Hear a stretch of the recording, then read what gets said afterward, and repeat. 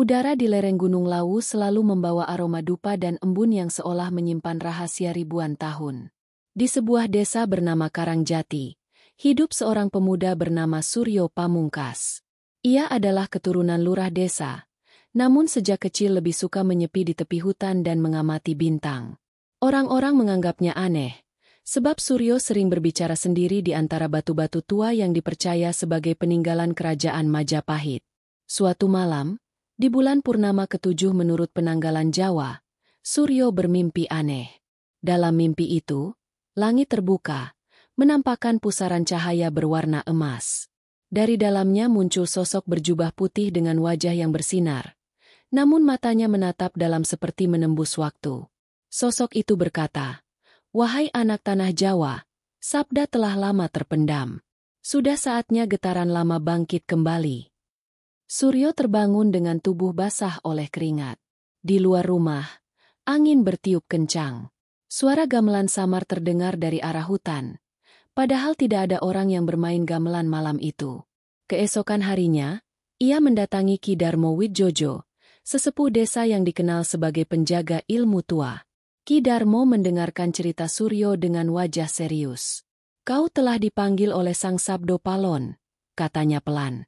"Bukan untuk menjadi pengikut, tapi sebagai pembawa getaran yang akan membangunkan kesadaran bumi Jawa."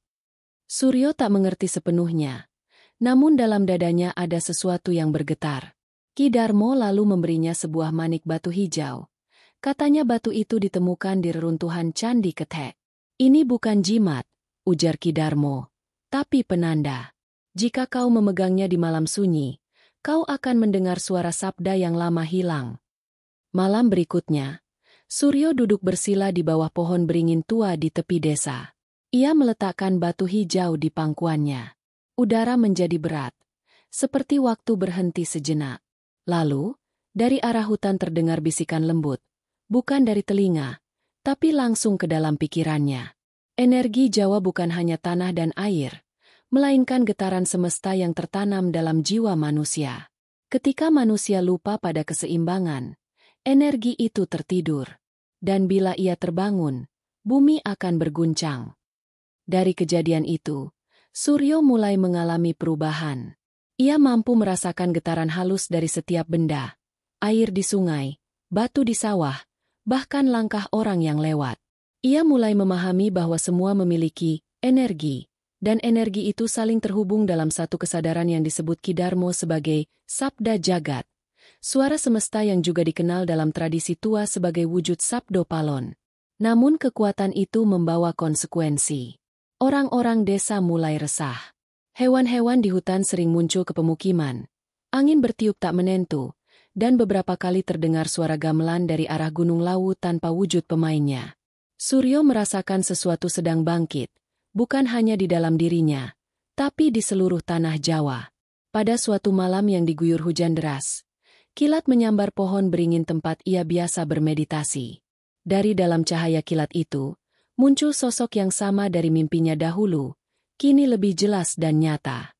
Sosok itu berkata, "Suryo Pamungkas, waktu telah dekat.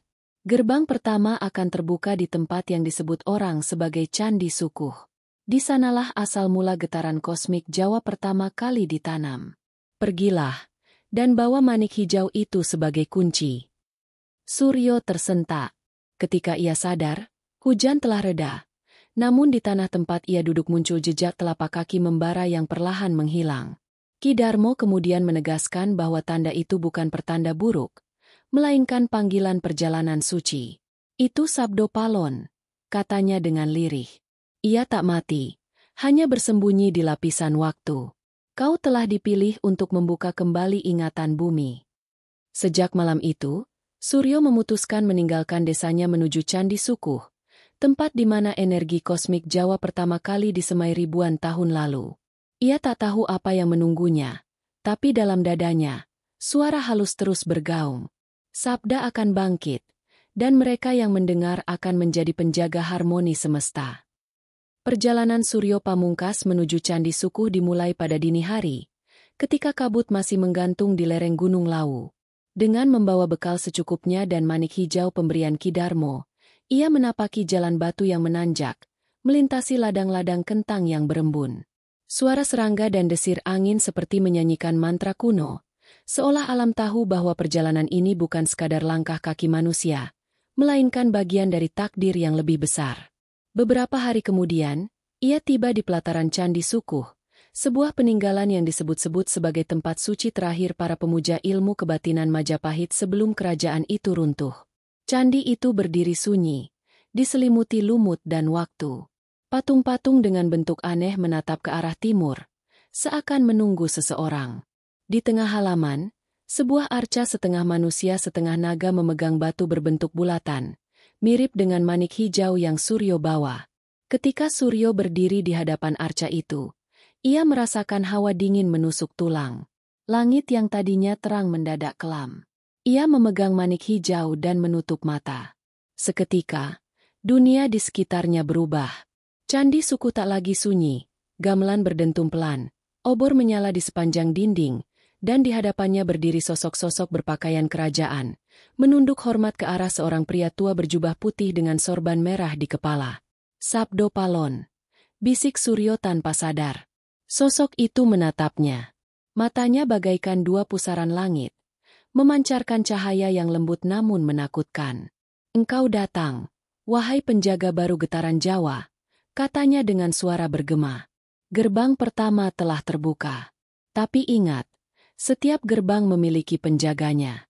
Dan penjaga bukan sekadar pelindung, melainkan penguji."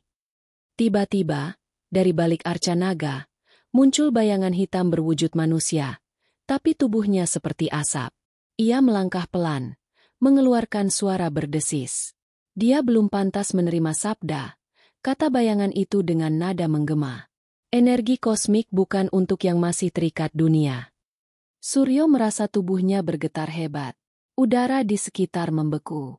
Ia mencoba mengingat ajaran Ki Darmo. Tenangkan napas, dengarkan bumi. Ia menutup mata dan menarik napas dalam. Suara Sabdo Palon terdengar lagi, bukan dari luar, tapi dari dalam dadanya. "Energi tidak bisa diperjuangkan, hanya bisa diresapi. Jika kau menyatu dengan tanah ini, maka tak ada yang bisa mengusikmu." Suryo kemudian berlutut dan menempelkan kedua tangannya ke tanah. Getaran halus menjalar dari ujung jari ke seluruh tubuh. Ia merasakan denyut nadi bumi, mendengar gema air di dalam batu, dan melihat cahaya keemasan mengalir dari pusat Candi Sukuh ke arah dirinya. Bayangan hitam yang tadi mengancamnya mulai bergetar, lalu berteriak panjang sebelum lenyap di telan cahaya. Ketika Suryo membuka mata, ia kembali ke dunia nyata. Langit telah cerah, dan di tangan kanannya kini terukir pola spiral bercahaya hijau, simbol yang sama dengan yang ada di dada arca naga. Dari arah dalam candi, terdengar bisikan yang lembut namun tegas. "Engkau telah melewati ujian pertama. Tanda itu akan membimbingmu ke gerbang berikutnya di puncak Merapi, tempat para leluhur menyimpan mantra penyeimbang langit dan bumi." Namun ujian tak berhenti di sana. Saat malam tiba, Suryo bermalam di pelataran candi. Ia menyalakan api kecil, namun angin dingin berhembus kuat, membawa suara gamelan dan kidung tua. Di antara bayang-bayang pepohonan, ia melihat sosok perempuan berkerudung hitam membawa kendi. Wajahnya pucat, matanya kosong. "Kau sudah membangunkan sesuatu yang lama tertidur," ucap perempuan itu. Sabdo Palon tak datang tanpa harga. Setiap keseimbangan yang dibuka, akan ada kekuatan gelap yang ikut bangkit. Suryo terdiam. Ia menyadari perjalanan ini bukan hanya mencari pengetahuan, tapi menuntut keberanian untuk menghadapi sisi tergelap dari dirinya dan dunia. Sebelum perempuan itu lenyap dalam kabut, ia meninggalkan pesan. "Di Merapi, jangan percaya pada cahaya yang terlalu terang. Kadang sinar paling indah datang dari api yang membakar dunia." Ketika fajar menyingsing, Suryo berdiri di gerbang Candi Sukuh. Di dadanya, tanda hijau berdenyut pelan. Ia tahu arah berikutnya sudah jelas. Gunung Merapi, tempat di mana langit dan bumi bertemu, dan di mana Sabdo Palon menunggu ujian kedua. Suryo memandang ke timur. Mentari terbit, tapi di balik sinarnya, ia melihat sekilas siluet wajah Sabdo Palon, tersenyum, lalu menghilang di antara awan. Ia sadar, perjalanan ini baru dimulai. dan di setiap langkahnya, bumi Jawa akan kembali bergetar. Setelah meninggalkan Candi Sukuh, Suryo Pamungkas menapaki jalan setapak menuju kaki Gunung Merapi. Udara di lereng gunung ini terasa berbeda, lebih berat, beraroma belerang tipis, dan angin membawa desah seperti suara manusia berbisik.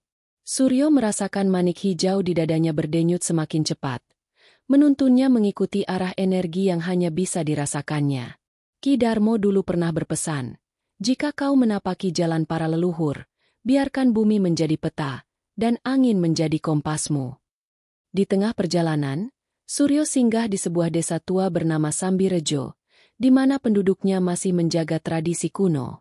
Di balai desa, ia bertemu seorang pria tua berpakaian lurik dan blangkon, bernama Ki Pakubuwono. Dari wajahnya terpancar aura bijak dan misterius. Orang-orang desa tanpa hormat menunduk saat ia melintas. "Ah, kau anak muda yang membawa getaran lama," kata Ki Pakubuwono, menatap manik hijau di dada Suryo. "Sabdo Palon telah memilihmu, tapi energi itu takkan muncul tanpa memahami ilmu yang tersembunyi." Ki Pakubuwono membawa Suryo masuk ke pendapat tua, di mana dindingnya dipenuhi aksara Jawa kuno dan gambar-gambar bintang. Di tengah ruangan, terdapat meja kayu panjang berisi gulungan kertas lusuh dan beberapa benda mistik, batu akik, keris, dan manik-manik bercahaya. "Disinilah ilmu tak tertulis disimpan," ujar Ki Pakubuwono. "Bukan di buku, tapi dalam napas dan langkah. Kau harus belajar membaca getaran yang tak terlihat mata, merasakan energi yang tak bisa disentuh tangan." Suryo mulai memahami bahwa ilmu yang dimaksud bukan hanya kebatinan biasa, tapi penguasaan terhadap energi kosmik yang menembus dimensi. Ki Pakubuwono mengajarkannya teknik meditasi kuno, duduk bersila, menyatukan pernapasan dengan denyut bumi, dan menyalurkan energi melalui manik hijau. Setiap kali Suryo berhasil menyatu dengan getaran bumi, ia melihat kilasan masa lalu. Para raja Majapahit berdoa di candi, para pujangga menulis aksara rahasia di daun lontar, bahkan bayangan Sabdo Palon muncul di antara patung dan relief. Namun ujian terbesar muncul ketika Suryo mencoba membuka gulungan rahasia milik Ki Pakubuwono. Gulungan itu tak bisa disentuh tangan biasa. Ia harus menggunakan kesadaran murni. Begitu Suryo menempelkan manik hijau ke gulungan, cahaya hijau menyebar, dan tiba-tiba ia merasakan tubuhnya melayang. Dunia di sekitarnya berubah. Desa hilang, digantikan oleh langit luas dengan bintang bersinar berkelap-kelip, dan di hadapannya muncul bayangan seorang pria berjubah putih, sosok yang sama dari mimpinya di Gunung Lawu. "Selamat datang di ruang antara dunia." Suara itu bergema. "Ilmu yang kau cari adalah rahasia yang dijaga oleh leluhur. Mereka menuliskan energi dalam bentuk simbol dan getaran, bukan kata." Dalam pengalaman itu, Suryo belajar membaca simbol alam, arah angin yang berubah, gerak bayangan pepohonan, aliran sungai yang membawa energi. Ia juga menyadari bahwa setiap benda di dunia ini memiliki frekuensi, dan manik hijau berfungsi sebagai penghubung antara manusia dengan getaran kosmik. Ketika kembali ke dunia nyata, gulungan di meja pendapat terbuka sendiri. Di dalamnya terdapat aksara yang bersinar lembut, membentuk peta menuju Gunung Merapi, tempat gerbang energi berikutnya. Ki Pakubuwono menatapnya dengan mata tegas. "Kau telah memahami sebagian ilmu," katanya. "Namun ingat, pengetahuan ini membawa tanggung jawab. Energi besar selalu menarik kegelapan. Setiap langkahmu ke Merapi akan diikuti bayangan, dan kau harus siap menghadapi ujian itu." Suryo mengangguk. Dalam dadanya, getaran manik hijau semakin kuat, seolah menuntunnya. Ia merasa tubuhnya berubah, tidak lagi hanya pemuda biasa, tapi penghubung antara manusia dan energi kosmik Jawa. Desa Sambirejo tampak biasa, tapi baginya, desa itu kini merupakan titik awal dari pemahaman yang lebih dalam, bahwa Sabdo Palon bukan sekadar legenda, melainkan penjaga keseimbangan energi alam semesta. Malam itu, Suryo bermalam di pendapa, mendengar gamelan samar dari arah hutan. Ia tahu perjalanan menuju Merapi akan penuh bahaya, tidak hanya dari medan fisik, tapi dari bayangan energi gelap yang mengintai setiap langkahnya. Namun hatinya mantap. Sabdo Palon telah membangkitkan sesuatu dalam dirinya, dan ia siap menempuh jalan yang tak semua manusia bisa lewati. Esok harinya, sebelum berangkat, Ki Pakubuwono memberi peringatan terakhir. Di Merapi, kau akan melihat kekuatan yang mampu menghancurkan atau menyembuhkan. Jangan biarkan rasa takut menguasaimu. Energi kosmik menuntut keseimbangan, dan keseimbangan menuntut keberanian. Suryo menatap ke arah gunung yang menjulang tinggi, kabut menyelimuti puncak, dan ia tahu bahwa gerbang kedua telah menunggunya. Dengan langkah mantap, ia memulai pendakian, membawa manik hijau, gulungan rahasia, dan tekad yang menyala, siap menghadapi bayangan yang menunggu di Gunung Merapi. Suryo Pamungkas menapaki lereng Gunung Merapi saat fajar mulai merekah. Kabut tebal menyelimuti jalur setapak, dan aroma belerang tipis menusuk hidungnya. Setiap langkah terasa berat, tapi getaran dari manik hijau di dadanya menuntun arah, seperti bisikan lembut dari tanah yang tak terlihat. Ki Pakubuwono pernah berpesan, energi kosmik akan menuntun langkahmu jika kau mampu menyatu dengan napas bumi. Jangan terburu-buru, jangan tergoda bayangan. Di tengah pendakian, Suryo tiba di sebuah tebing curam yang tampak menjorok ke awan. Dari atas sana, terlihat kabut bergerak seperti ombak putih, menutupi jurang di bawahnya. Ia duduk sejenak, menenangkan napas, lalu menempelkan manik hijau di dahi. Getaran energi mulai terasa lebih kuat daripada sebelumnya. Udara di sekitarnya seolah berputar, dan suara gamelan samar terdengar dari balik awan. Tiba-tiba, di tengah kabut, muncul sosok perempuan berpakaian serba putih, dengan wajah teduh namun penuh misteri. Ia berjalan perlahan mendekati Suryo. Kau telah sampai di gerbang kedua, ucapnya. Suaranya lembut, namun menembus pikiran Suryo. Di balik awan ini, terdapat mantra yang dijaga para leluhur. Mantra ini mampu menyeimbangkan energi langit dan bumi. Tapi hati-hati, tak semua yang tampak terang adalah sahabat. Suryo mengangguk, meski hatinya berdebar. Ia menanyakan cara menemukan mantra itu. Perempuan itu menepuk pundaknya, dan kabut di sekitar mereka bergerak seperti ditiup angin halus, membentuk jalan menuju gua kecil di tepi tebing. Masuklah, katanya. Di sanalah getaran mantra menunggu. Di dalam gua, udara terasa panas dan lembab. Dinding gua dipenuhi simbol-simbol tua yang memancarkan cahaya lembut, seakan berdenyut mengikuti ritme manik hijau Suryo. Ia duduk bersila di tengah gua, menutup mata, dan mulai menyatukan napas dengan denyut bumi. Dari celah-celah batu, cahaya hijau merambat, menyelimuti tubuhnya.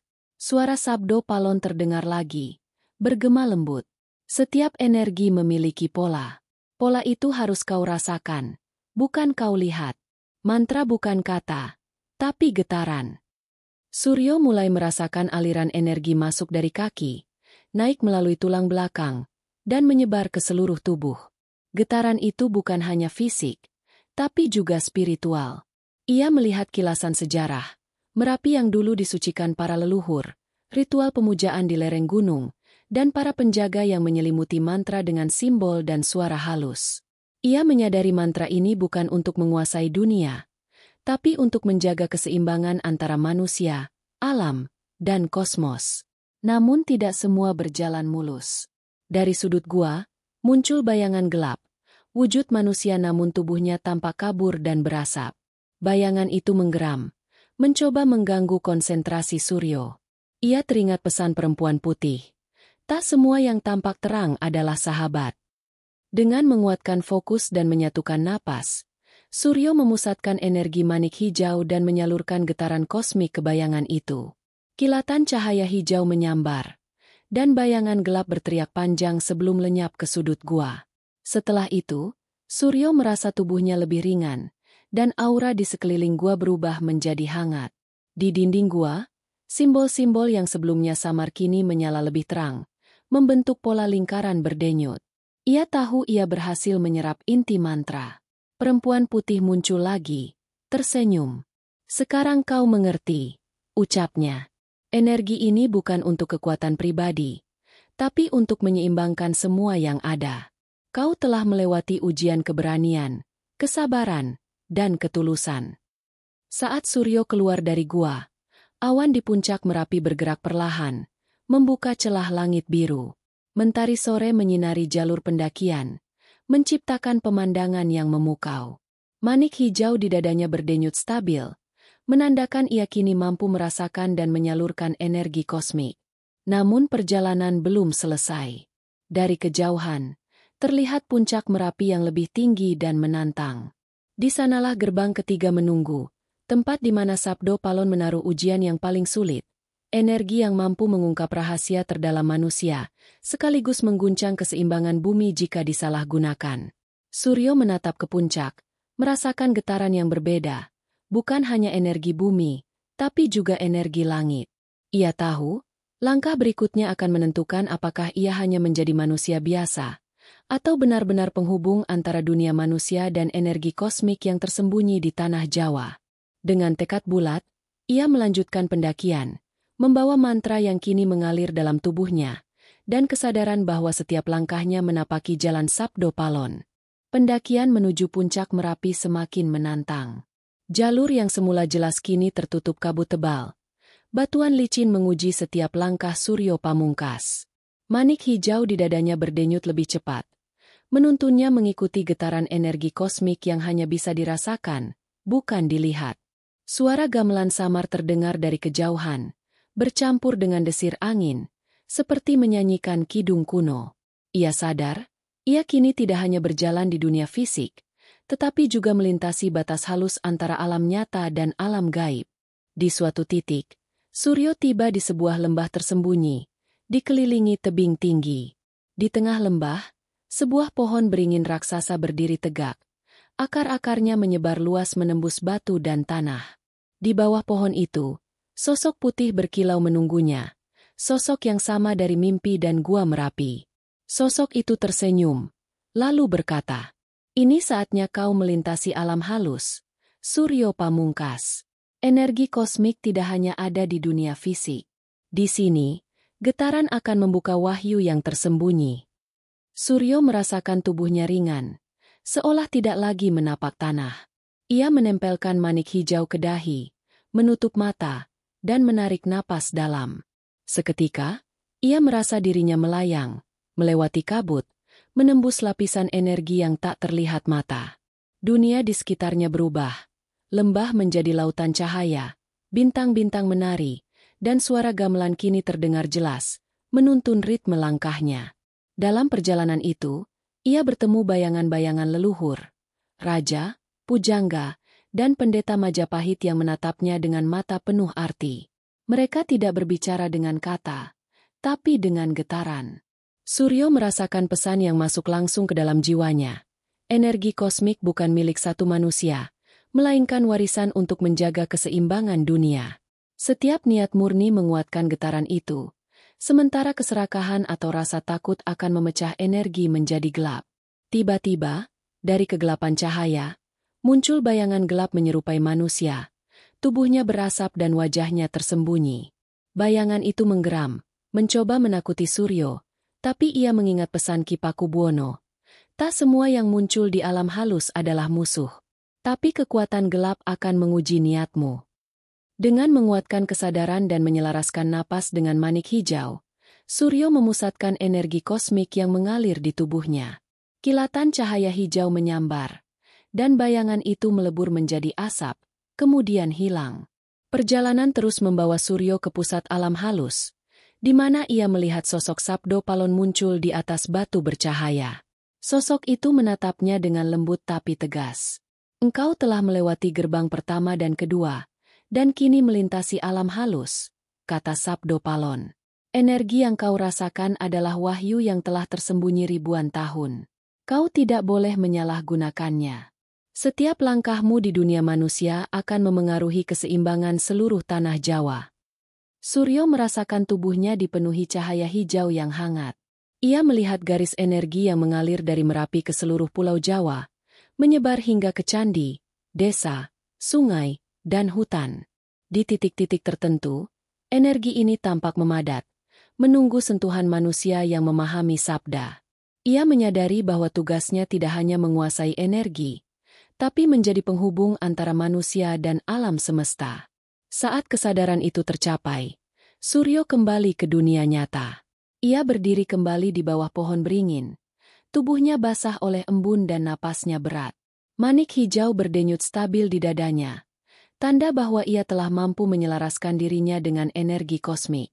Di langit Merapi, awan bergerak perlahan, membuka celah sinar mentari sore yang hangat. Namun, ujian masih belum selesai. Dari kejauhan, bayangan gelap yang sempat ia singkirkan tampak mengintai di antara tebing. Suryo tahu perjalanan menuju puncak Merapi dan wahyu berikutnya akan lebih berat. Ia menatap manik hijau, merasakan getaran bumi dan langit, dan menarik napas dalam. "Aku siap," bisiknya, tekad membara. Sabdo Palon telah menuntunnya sejauh ini, dan langkah berikutnya akan menentukan apakah ia mampu menjadi penjaga energi kosmik Jawa, atau hanyalah manusia biasa yang tersesat di antara alam dan mistik. Dengan langkah mantap, Suryo melanjutkan perjalanan ke puncak Merapi, membawa wahyu yang baru ia sadari, menyadari bahwa di setiap tarikan napas dan denyut jantung, getaran kosmik tanah Jawa kini mengalir melalui dirinya. Setelah menapaki lereng terjal Gunung Merapi selama berjam-jam, Suryo Pamungkas akhirnya tiba di sebuah dataran tinggi yang dikelilingi jurang dan bebatuan vulkanik. Di tengah dataran itu berdiri sebuah pendapat tua dari kayu jati. Atapnya menyerupai limasan klasik Jawa, dihiasi ukiran naga dan bunga lotus yang memancarkan aura mistik. Suryo merasakan getaran energi yang lebih kuat di lokasi ini, seperti titik pertemuan antara bumi dan langit, antara dunia nyata dan alam halus. Di pendapa itu, seorang pria tua berpakaian lurik dan jubah putih berdiri menunggu. Matanya tajam, namun wajahnya teduh, seolah menyimpan ribuan rahasia. Suryo segera menyadari bahwa ini bukan orang biasa. Ki Pakubuwono pernah menyinggung nama Ki Jagat Ardi, seorang pewaris Sabda Palon yang telah menguasai energi kosmik sejak muda, namun memilih hidup menyepi untuk menjaga keseimbangan tanah Jawa. "Ah, kau pemuda yang membawa manik hijau," ucap Ki Jagat Ardi sambil tersenyum. Suaranya bergema lembut, menembus kabut dan batu di sekitar. "Sabdo Palon telah menuntunmu sejauh ini. Namun perjalananmu masih panjang, dan ujian sesungguhnya baru akan dimulai." Suryo membungkuk hormat. "Saya datang untuk belajar dan menjaga keseimbangan energi kosmik, Ki." Ki Jagat Ardi menepuk pundak Suryo, lalu menunjuk ke sebuah kolam kecil di samping pendapa. "Lihatlah air ini." Air tampak tenang, namun di kedalaman ada arus yang tak terlihat. Seperti energi kosmik, ia tersembunyi, dan hanya mereka yang mampu melihat dengan hati yang murni dapat menyadarinya. Di kolam itu, Suryo melihat bayangan dirinya sendiri bercampur dengan cahaya hijau dari manik. Secara tiba-tiba, bayangan itu bergerak sendiri, membentuk sosok yang menirunya, namun dengan tatapan kosong dan aura gelap. Ki Jagat Ardi menatapnya serius. "Ini adalah bayangan energimu yang belum terlatih. Setiap penguasaan energi kosmik akan memunculkan sisi gelap, dan kau harus belajar menghadapinya. Tak ada yang bisa melakukannya untukmu, bahkan Sabdo Palon." Suryo menarik napas dalam, menutup mata, dan menyalurkan energi dari manik hijau ke seluruh tubuhnya. Ia merasakan getaran halus merambat ke setiap ujung saraf, lalu menembus kedalaman kolam, menyatu dengan energi bumi dan langit. Bayangan gelap itu menjerit, mencoba mengganggu konsentrasi, tapi Suryo tidak mundur. Ia memusatkan niat murni, menjaga keseimbangan, bukan mencari kekuatan untuk dirinya sendiri. Kilatan cahaya hijau memancar dari manik, menyelimuti kolam, bayangan, dan tubuh Suryo. Perlahan, bayangan gelap itu berubah menjadi cahaya lembut, menunduk seolah tunduk pada kehendaknya. Ki Jagat Ardi tersenyum, lalu berkata, "Sekarang kau telah melewati ujian untuk memahami sisi gelap energi. Tanpa ini, kau tidak akan pernah mampu menjadi penjaga sabda." Setelah itu, Ki Jagat Ardi mengajarkan Suryo teknik lanjutan, membaca simbol alam, menyalurkan energi melalui napas, dan berkomunikasi dengan jiwa leluhur. Mereka duduk berjam-jam, membiarkan energi kosmik mengalir, hingga Suryo merasakan keselarasan antara dirinya, bumi, dan langit. Ia melihat garis energi yang menghubungkan Merapi, candi-candi tua, sungai, dan hutan, Semuanya seperti jalinan hidup yang harus dijaga agar tidak rusak oleh niat yang salah. Menjelang senja, Ki Jagat Ardi menyerahkan sebuah keris kecil dengan ukiran spiral. Ini bukan senjata, katanya, tapi simbol tanggung jawabmu. Kau harus menggunakannya untuk menyeimbangkan energi, bukan untuk berperang. Suryo menerima keris itu dengan hormat, merasakan energi yang mengalir dari besi tua itu, menyatu dengan manik hijau di dadanya. Ia menyadari bahwa setiap langkah ke depan akan semakin berat. Namun sekarang ia tidak lagi sendirian. Sabdo Palon, mantra di Merapi, dan bimbingan Ki Jagat Ardi telah membentuknya menjadi penghubung antara manusia dan energi kosmik tanah Jawa. Ketika malam turun, pendapa diterangi cahaya bulan yang menembus kabut. Suryo menatap ke arah puncak Merapi, menyadari bahwa gerbang ketiga akan membawanya pada wahyu yang lebih besar. Pengungkapan energi yang mampu mengubah aliran alam itu sendiri. Dengan tekad bulat, ia siap menapaki langkah berikutnya, sadar bahwa perjalanan ini bukan sekadar fisik, tapi perjalanan jiwa dan kesadaran sejati. Setelah meninggalkan lereng Merapi, Suryo Pamungkas menempuh perjalanan menuju pesisir timur Jawa, tepatnya Alas Purwo, hutan purba yang dianggap sebagai pintu antara dunia manusia dan alam gaib. Kabut pagi menyelimuti pantai dan pepohonan, menciptakan atmosfer mistik yang membuat setiap langkahnya terasa seperti menembus waktu. Manik hijau di dadanya berdenyut cepat, menandakan energi kosmik semakin kuat dan menuntun arah perjalanan. Alas Purwo terkenal sebagai tempat yang disucikan para leluhur. Di tengah hutan lebat, terdengar suara gamelan samar, campuran angin dan ombak yang memukul karang. Suryo berjalan pelan, menyadari bahwa setiap dedaunan, setiap akar pohon, menyimpan getaran energi yang berbeda. Ia teringat ajaran Ki Jagat Ardi, energi kosmik bukan hanya di gunung atau candi. Alam akan menguji kesadaranmu di setiap tempat, termasuk hutan dan laut. Malam itu, bulan muncul, namun berbeda dari biasanya. Cahaya merahnya menutupi seluruh langit, menciptakan fenomena yang dikenal sebagai bulan darah. Suryo merasakan hawa panas di tubuhnya. Getaran energi semakin intens. Dari jauh, ia melihat bayangan sosok putih berkilau muncul di tepi hutan. Sosok itu berjalan perlahan, menatapnya dengan mata yang seolah menembus waktu. Bulan darah telah muncul. Suara itu bergema, lembut namun tegas. Ini saatnya kau menghadapi ujian keseimbangan terakhir sebelum wahyu sesungguhnya. Suryo mengangguk, menyiapkan manik hijau dan keris kecil pemberian Ki Jagat Ardi. Ia duduk bersila di pasir, menutup mata, dan mulai menyatukan napas dengan getaran bumi dan laut. Perlahan, ia merasakan tubuhnya melayang, menembus lapisan energi halus yang menyelimuti Alas Purwo. Dunia di sekitarnya berubah. Hutan dan pantai menjadi lautan cahaya merah dan emas. Bayangan-bayangan leluhur menari di antara pepohonan. Dari cahaya itu muncul bayangan gelap yang lebih besar dari sebelumnya. Tubuhnya kabur, penuh asap. Namun aura yang dipancarkannya mampu mengguncang kesadaran Suryo. Bayangan itu mencoba menimbulkan rasa takut, keraguan, dan kemarahan dalam hati Suryo. Tapi ia mengingat semua yang telah dipelajari. Penguasaan energi kosmik membutuhkan niat murni, kesabaran, dan keberanian. Dengan menyalurkan energi dari manik hijau ke seluruh tubuh, Suryo merasakan aliran cahaya hijau menyatu dengan cahaya merah bulan. Bayangan gelap itu menjerit panjang, terombang-ambing antara kegelapan dan cahaya, sebelum akhirnya memudar menjadi debu halus yang diangkat angin ke langit. Sosok putih berkilau muncul kembali dan berkata, "Kau telah menaklukkan ketakutanmu, dan menyelaraskan energi gelap dengan cahaya. Ini adalah tanda bahwa kau siap menerima wahyu Palon." Di tengah hutan, tiba-tiba muncul sebuah lingkaran cahaya di udara. Cahaya itu membentuk simbol spiral yang sama seperti pada manik hijau dan keris Suryo. Ia menempatkan manik di tengah simbol, dan energi kosmik mengalir deras, menyelimuti tubuhnya.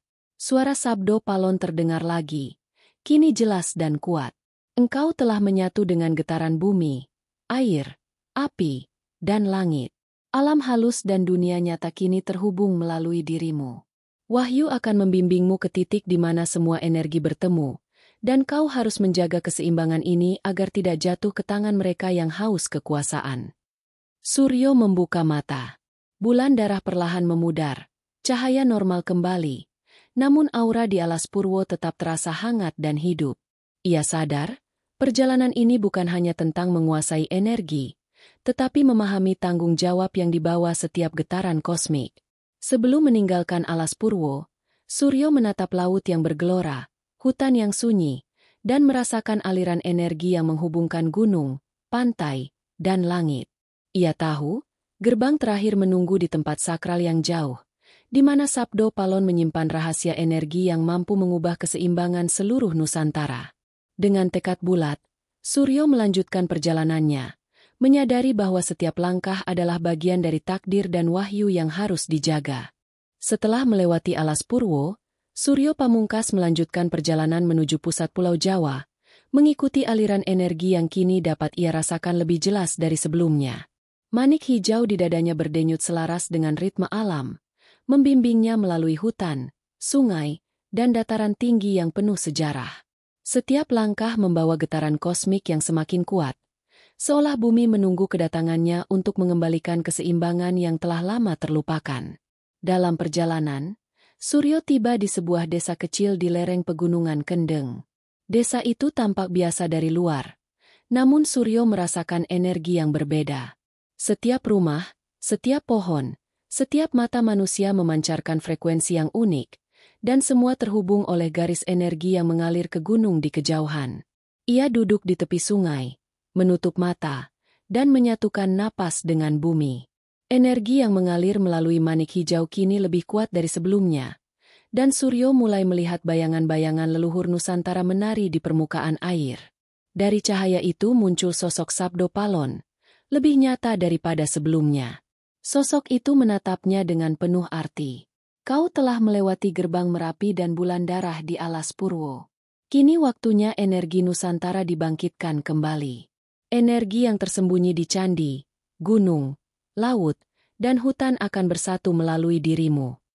Suryo merasakan tubuhnya ringan, dan pandangannya melintasi seluruh pulau. Ia melihat aliran energi yang terpecah di berbagai wilayah, tersembunyi oleh waktu dan ketidaktahuan manusia. Dengan membiarkan niat murninya mengalir, ia mulai menyalurkan energi dari manik hijau ke setiap titik penting, Candi Prambanan, Borobudur, Merapi, dan hutan-hutan purba di Jawa. Aliran itu berdenyut, menyatu, dan membentuk jalinan cahaya yang mengelilingi pulau. Namun proses ini tidak mudah. Bayangan gelap muncul dari berbagai arah. Sosok-sosok yang mengekspresikan ketamakan, amarah, dan kehancuran. Mereka mencoba memecah konsentrasi Suryo, mengguncang niatnya. Ia mengingat semua pelajaran dari Ki Pakubuwono dan Ki Jagat Ardi. Energi kosmik hanya dapat dikendalikan oleh hati yang murni. Dengan tekad bulat, Suryo menyalurkan cahaya hijau melalui manik ke setiap bayangan gelap, mengubahnya menjadi cahaya lembut yang kembali menyeimbangkan energi. Di tengah proses itu, Suryo merasakan sebuah titik pusat energi di dataran tinggi dekat Gunung Semeru. Titik itu berdenyut kuat, seperti inti yang menyatukan seluruh aliran energi Nusantara. Ia berdiri di sana, menahan napas, dan membiarkan energi kosmik mengalir melalui tubuhnya, menyatukan seluruh pulau dalam satu getaran harmonis. Dari kejauhan, terdengar suara gamelan alam, gemericik air, desir angin, gemuruh gunung, dan ombak laut. Semuanya berpadu dalam irama yang sempurna. Sabdo Palon muncul di atas batu besar. Matanya menatap Suryo penuh kebanggaan. Kau telah berhasil menyatukan energi Nusantara. Getaran ini akan menjaga keseimbangan bumi, manusia, dan alam halus. Namun ingat, energi ini bukan untuk digunakan sembarangan. Tugasmu adalah menjadi penjaga, bukan penguasa. Suryo menunduk, menyadari besarnya tanggung jawab yang kini dipikulnya. Ia tidak lagi hanya seorang pemuda dari Karangjati. Ia adalah penghubung antara manusia, alam, dan energi kosmik Jawa. Setiap pohon, sungai, gunung, dan candi kini berdenyut seirama dengan dirinya. Ia merasakan harmoni yang jarang sekali manusia bisa alami, dan kesadaran ini mengubah pandangannya terhadap kehidupan selamanya. Saat senja tiba, cahaya matahari memantul di dataran tinggi, membentuk aura keemasan di sekeliling Suryo. Manik hijau di dadanya berdenyut stabil, menandakan energi Nusantara kini bersatu dan seimbang. Namun di kejauhan, bayangan samar tampak bergerak, mengingatkan Suryo bahwa keseimbangan selalu membutuhkan kewaspadaan. Ia menatap horizon, tahu bahwa gerbang terakhir menunggunya, dan Wahyu Sabdo Palon akan menyingkap rahasia terbesar dari seluruh perjalanan ini. Dengan tekad yang mantap dan hati yang murni, Suryo bersiap menapaki langkah terakhir menuju kebenaran yang disimpan ribuan tahun dalam tradisi Jawa, rahasia Sabdo Palon yang akan mengubah dirinya dan bumi Jawa selamanya. Suryo Pamungkas berdiri di puncak dataran tinggi, di tengah lingkaran energi Nusantara yang kini bersatu. Angin bertiup lembut, membawa aroma tanah, laut, dan hutan. Manik hijau di dadanya berdenyut stabil, menandakan bahwa energi kosmik yang selama ini ia pelajari telah menyatu dengan tubuh dan jiwanya. Namun, Suryo sadar, ini bukan akhir perjalanan, melainkan titik puncak di mana wahyu terbesar Sabdo Palon akan terbuka. Dari arah timur, kabut perlahan bergerak, membentuk sosok yang kini lebih nyata daripada sebelumnya. Sabdo Palon muncul di hadapannya. Sosoknya bersinar lembut, berbalut jubah putih keemasan. Mata yang menembus waktu menatap Suryo dengan penuh arti. Kau telah melewati gerbang, menghadapi bayangan gelap, menyatukan energi Nusantara, dan menjaga keseimbangan. Sabdo Palon bersuara lembut tapi bergema. Kini saatnya janji yang lama tertunda digenapi. Suryo menunduk hormat. Saya siap, Sang Sabdo. Sabdo Palon mengangkat tangannya, dan dari cahaya yang terpancar, muncul kilatan-kilatan energi yang menari di udara, membentuk simbol spiral yang sama seperti manik hijau di dada Suryo. Simbol itu berputar, memancarkan gelombang energi yang merambat ke seluruh tanah Jawa. Suryo merasakan tubuhnya terangkat, seakan melayang di antara bumi dan langit. Dalam momen itu, ia menyadari satu kebenaran. Sabdo Palon bukan hanya entitas, tetapi wujud energi kosmik yang menjaga keseimbangan antara manusia, alam, dan semesta. Di sekelilingnya, tanah, air, pohon, dan gunung mulai bergetar lembut. Sungai mengalir lebih deras, ombak laut berdentum harmonis, dan angin membawa kidung purba yang seakan dinyanyikan para leluhur. Suryo mengangkat manik hijau ke atas, menyatu dengan gelombang energi, dan kini getaran itu menjadi miliknya. Ia merasakan setiap inci bumi Jawa berdenyut selaras dengannya. Namun, bersamaan dengan kebangkitan energi ini, bayangan gelap yang selalu mengintai muncul kembali, lebih besar dan menakutkan. Tubuhnya kabur, berasap, dan menimbulkan guncangan yang bisa memecah keseimbangan. Suryo menatap manik hijau, mengingat semua pelajaran Ki Pakubuwono dan Ki Jagat Ardi. Energi kosmik bukan untuk menguasai, tapi untuk menjaga harmoni. Dengan tekad bulat, ia menyalurkan cahaya hijau ke bayangan itu, menyatukan gelap dan terang, menyeimbangkan keduanya. Kilatan cahaya memancar, dan bayangan itu perlahan berubah menjadi cahaya lembut yang ikut menari dalam energi Nusantara. Sabdo Palon menunduk, tersenyum. Kini kau telah menjadi penghubung, penjaga, dan pewaris sabda. Energi yang dulu tertidur kini bangkit, dan keseimbangan kembali terjaga. Janji leluhur yang tertanam ribuan tahun lalu akhirnya digenapi melalui dirimu. Suryo berdiri tegak, menyadari betapa besar tanggung jawab yang dipikulnya. Ia bukan hanya manusia biasa. Ia adalah bagian dari energi kosmik Jawa, penghubung antara masa lalu, sekarang, dan masa depan. Manik hijau di dadanya berdenyut stabil, menjadi saksi bahwa ia telah lulus dari semua ujian, dari Gunung Lawu, Candi Sukuh, Merapi, Alas Purwo, hingga kebangkitan energi Nusantara. Seiring malam tiba, langit dipenuhi bintang yang berkelap-kelip, seolah ikut merayakan kembalinya keseimbangan. Sabdo Palon perlahan menghilang, meninggalkan cahaya hangat yang menyelimuti Suryo. Ia menarik napas dalam, merasakan tanah di bawah kakinya, angin di wajahnya, dan aliran energi yang kini mengalir harmonis ke seluruh pulau. Suryo menatap ke horizon, sadar bahwa perjalanan ini bukan sekadar penguasaan kekuatan, tetapi pengertian bahwa setiap tindakan manusia memengaruhi keseimbangan semesta. Dengan hati yang murni dan tekad yang teguh, Ia siap menjalankan peran sebagai penjaga energi kosmik, pewaris Sabdo Palon, dan pelindung keseimbangan tanah Jawa. Dalam keheningan malam, manik hijau berdenyut lembut di dadanya, mengingatkan bahwa getaran kosmik akan selalu hidup dalam dirinya, dan melalui dirinya, keseimbangan Nusantara tetap terjaga selamanya.